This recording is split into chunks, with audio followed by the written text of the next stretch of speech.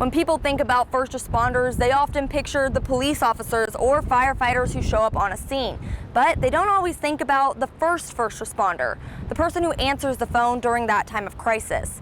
I'm Brenna Gibbons, and for Dispatcher Appreciation Week, I found out what the day-to-day looks like for them. Abilene Police and Fire. I've done this for 20 years and I work alongside a bunch of wonderful people.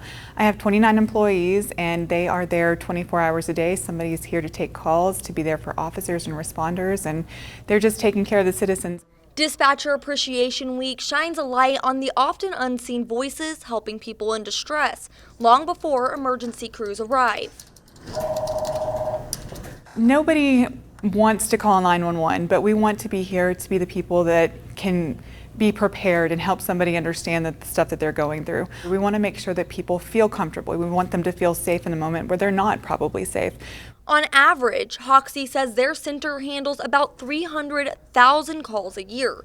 That's roughly 800 calls a day, with around 350 of them requiring dispatch. It can be something as small as, a loose dog, because we take those calls as well, but all the way up to a medical, a cardiac emergency. Even people having babies give us a call. But with the population of Abilene growing the way it does, with the, incoming businesses, with colleges and times of the year, call volumes do go up. But no two calls are ever the same, and that unpredictability is part of the job. You never know what you're going to get. It's a roulette wheel. Whenever you pick up the phone, you might have somebody calling, delivering a baby. You might have a medical emergency.